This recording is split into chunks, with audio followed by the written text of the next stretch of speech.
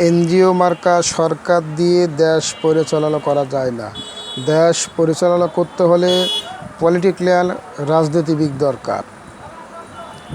তাই আপনারা দেখছেন আজ রিক্সা চালক খাবার পাচ্ছে না, গরিব দুঃখী মানুষ খাবার পাচ্ছে না,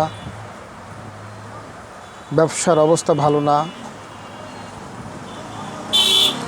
বাইরে দেশের সাথে টাকা রুলিং হচ্ছে না, তাই ব্যবসার এই অবস্থা। আপনারা দেখেন আওয়ামী লীগ বিগত 15 বছরে টাকা ছাপাইছে 35,000 কোটি টাকা। ইউনূস 1 বছরে টাকা ছাপাইছে 22,000 কোটি টাকা। এই টাকা যাওয়ার উৎস কোথায়? এই টাকাটা কই? আমি সাধারণ মানুষ, আমি যদি প্রশ্ন করি আমার টুটি চাপা ধরা হচ্ছে।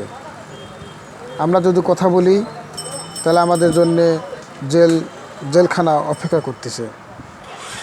আমার প্রশ্ন সারা বাংলাদেশের জনসাধারণের কাছে যে এই 22,000 কোটি টাকা 1 বছরে এনে যে ছাপালো, এই টাকাটা কোথায়?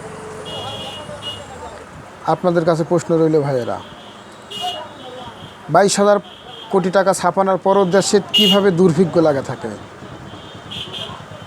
22,000 কোটি টাকা ছাপানোর পরও দেশেতে কীভাবে দুর্ভিক্ষ হয়ে থাকে? দেশের মানুষ দুবেলা দুমুঠো খেতে পারতেছে না। 1 বছরকার নেতার কাছে 1500 কোটি টাকা। আপনাদের কাছে